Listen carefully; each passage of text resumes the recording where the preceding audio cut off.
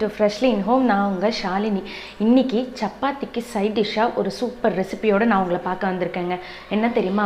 Soya chunks masala தான். அப்படின்னா அதாவது நம்ம சொல்லுவோம் இல்லையா, சௌச்சவ் மசாலா எப்படி பண்ணுறது அப்படிங்கிறத தாங்க இன்றைக்கி பார்க்க வந்திருக்கோம். சோயா சௌச்சவ்னு சொல்லுவாங்கள்ல, ஒரு மாதிரி சிக்கன் மாதிரி இருக்கும்ல, அந்த ரெசிபி வந்து மசாலா எப்படி பண்ணுறது அப்படிங்கிறத தான் இன்றைக்கி நம்ம வீடியோவில் ஃபுல்லாக பார்க்க போகிறோம். சப்பாத்திக்கு சைட் டிஷ் பண்ணணுங்கிறதே நம்மளுக்கு பெரிய பிரச்சனைங்க. ஒரு சிலருக்கு அந்த உருளைக்கிழங்கு மசால் பிடிக்காது, வேறு மாதிரி எதிர்பார்த்துக்கிட்டே இருப்பாங்க. அந்த மாதிரி எதிர்பார்க்கும்போது இந்த ரெசிபியை நீங்கள் கண்டிப்பாக ட்ரை பண்ணி பார்க்கலாங்க. வீட்டில் இருக்கிற பொருளை வச்சு சூப்பராக சிக்கனுக்கு ஈக்குவலான மசாலாங்க, இது சூப்பராக இருக்கும். அந்த மாதிரி சோயா சங்க்ஸ் மசாலா எப்படி செய்கிறதுங்கிறத தான் இந்த வீடியோவில் பார்க்குறோம். வீடியோவை பார்க்குறதுக்கு முன்னாடி நம்ம சேனலை சப்ஸ்கிரைப் பண்ணலாம், சப்ஸ்கிரைப் பண்ணிக்கோங்க. பக்கத்தில் இருக்கிற பெல் ஐக்கானை கிளிக் பண்ணிக்கோங்க. ஸோ இப்போது சோயா சங்க்ஸ் மசாலா எப்படி பண்ணுறதுன்னு பார்க்கலாம். வாங்க வீடியோக்குள்ளே போகலாம்.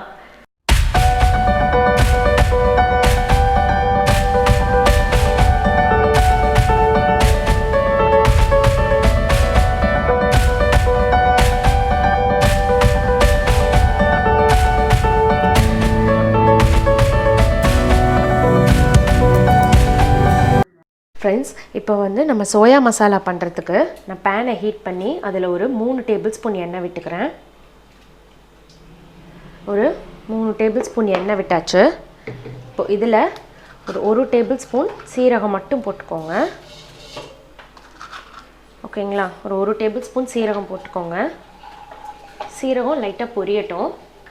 இப்போ பாருங்கள், சீரகம் பொரிஞ்சிருச்சு. இப்போ இதில் கொஞ்சம் தேங்காயை இப்படி குட்டி குட்டியாக கட் பண்ணி வச்சுருக்கேன், அதை சேர்த்துக்கோங்க. இது லைட்டாக கோல்டன் ப்ரௌன் கலரில் வரட்டும். தேங்காயை சின்ன சின்னதாக கட் பண்ணிக்கோங்க. இதுக்கு ஒரு சூப்பர் ஃப்ளேவர் கொடுக்கும் இந்த சோயா மசாலாவுக்கு. ஸோ கொஞ்சம் லைட் கோல்டன் ப்ரௌன் கலரில் வரட்டும், ரொம்ப வேண்டாம். இங்கே பாருங்கள், இப்போ வந்து தேங்காய் ஓரளவுக்கு வதங்கிடுச்சு. இப்போது இதில் நான் சின்ன வெங்காயம் 1 கப் எடுத்திருக்கேன். இங்கே பெரிய வெங்காயம் வேணும்னா கூட சேர்த்துக்கலாம், பட் இது ஒரு தனி டேஸ்ட்டு கொடுக்கும், அதனால் நான் சின்ன வெங்காயம் எடுத்திருக்கேன். இப்போது வெங்காயத்தை நல்லா வதக்கி விடுங்க. வெங்காயம் நல்லா டிரான்ஸ்பரண்ட் ஆகட்டும். இப்போ பாருங்கள், வெங்காயம் ஓரளவுக்கு வதங்கிடுச்சு இல்லையா? இப்போ இதில் நான் ஒரு 1 டேபிள் ஸ்பூன் இஞ்சி பூண்டு பேஸ்ட்டு சேர்த்துக்கிறேன். ஒரு 1 டேபிள் ஸ்பூன் இஞ்சி பூண்டு பேஸ்ட்டு. இப்போ இதோட வாசம் நல்லா போகட்டும், பச்சை வாசனை போகிற வரைக்கும் வதக்கிக்கோங்க.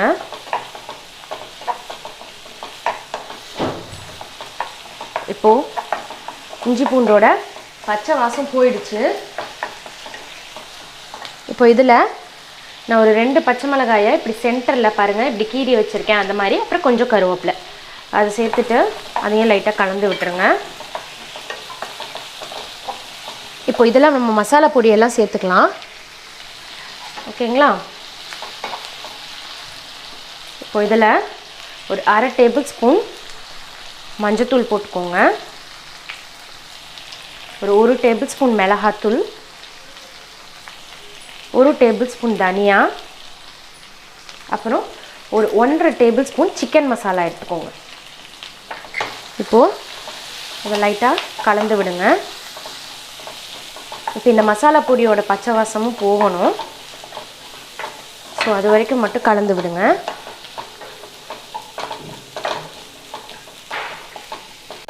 இப்போது இந்த மசாலாவோட பச்சை வாசம் போயிடுச்சப்போ இதில் நான் ஒரு 2 தக்காளியை ஃபைனாக சாப் பண்ணி எடுத்திருக்கேன், அதை சேர்த்துக்கிறேன்.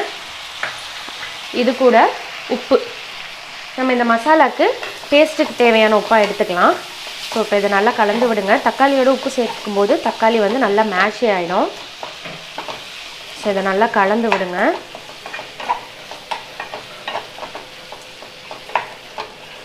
இப்போ நல்லா கலந்து விட்டாச்சு. இப்போ தக்காளி வந்து நல்லா மேஷி ஆகணும். ஓகேங்களா? அது வரைக்கும் நம்ம வெயிட் பண்ணலாம்.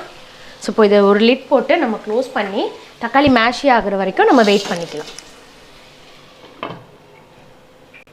இப்போது தக்காளி வதங்கிடுச்சான்னு நம்ம பார்க்கலாம். இப்போ பாருங்கள், தக்காளி நல்லா மேஷி ஆகிடுச்சு.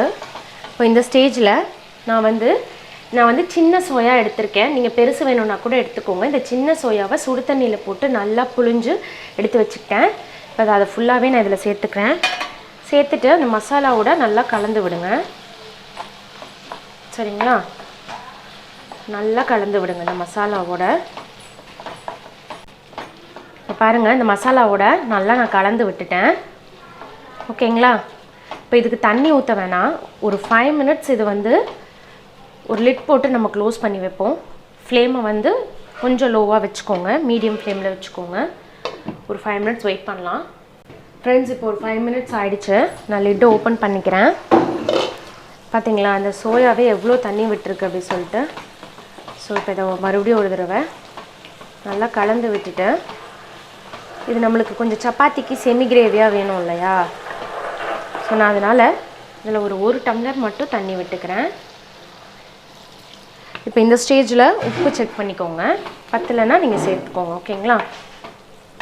ஸோ இப்போ லைட்டாக தண்ணி சேர்த்தாச்சு. இப்போ இது கொஞ்சம் ட்ரை ஆகட்டும், அது வரைக்கும் மட்டும் வெயிட் பண்ணிவிட்டு கொத்தமல்லி தழை தூவி இறக்கிக்கலாம். ஃப்ரெண்ட்ஸ், இப்போ ஒரு 5 மினிட்ஸ் ஆச்சு. நான் லிட் ஓப்பன் பண்ணிக்கிறேன். பாருங்கள், லைட்டாக நம்ம தொட்டு சாப்பிட்ற கன்சிஸ்டன்சியில் இருக்குது. ஸோ நம்மளோட சோயா மசாலா ரெடி. இது மேலே கொஞ்சமாக கொத்தமல்லி தழை தூவிக்கோங்க. தென் கொஞ்சமாக ஃப்ரெஷ் பட்டர் கொஞ்சம் ஆட் பண்ணிக்கோங்க. ஓகேங்களா? ஸோ இந்த பட்டர் தாங்க செம்மையாக இருக்கும் ஃப்ளேவரு. ஸோ கண்டிப்பாக ஆட் பண்ணிக்கோங்க இந்த பட்டரை. ஒரு தடவை கலந்து விட்டுருங்க. அவ்வளோதாங்க, நான் ஃப்ளேம் ஆஃப் பண்ணிட்டேன். இந்த பட்டர் இந்த சூட்டுக்கே நல்லா மெல்ட் ஆகிடும்.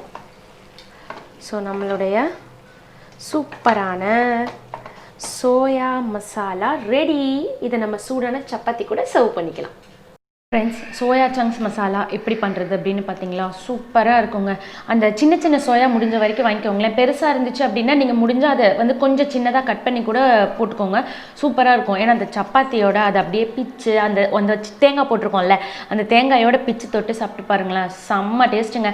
மேலே லைட்டாக எலுமிச்சம்பழத்தை பிழிஞ்சு விட்டு கொஞ்சமாக பச்சை வெங்காயம் வச்சு 3 காம்பினேஷனாக வச்சு சாப்பிட்டு பாருங்களேன். நீங்கள் சப்பாத்தி போதுமான அளவுக்கு சுட்டாலும் அது பத்தாதுங்க, அந்த அளவுக்கு சூப்பராக இருக்கும் இந்த மசாலா.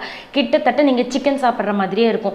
இந்த ரெசிபியை நான் சொன்னால் உங்களுக்கு புரியாது, நீங்கள் ட்ரை பண்ணி பார்த்தீங்கன்னா தான் தெரியும். ஸோ கண்டிப்பாக இந்த ரெசிபியை உங்கள் வீட்டில் ட்ரை பண்ணி பாருங்கள். இந்த வீடியோவை உங்கள் ஃப்ரெண்ட்ஸ் அண்ட் ஃபேமிலிக்கு ஷேர் பண்ணுங்கள். அண்ட் இந்த வீடியோ பிடிச்சிருந்துச்சுன்னா லைக்கும் பண்ணுங்கள். நம்ம சேனலை மறக்காமல் சப்ஸ்கிரைப் பண்ணிக்கோங்க. பக்கத்தில் இருக்கிற பெல் ஐக்கானை கிளிக் பண்ணிக்கோங்க. நெக்ஸ்ட்டு ஒரு சூப்பரான ரெசிபியோட நம்ம சேனலில் நான் உங்களை மீட் பண்ணுறேன். ஓகேங்களா? அது வரைக்கும் பாய்.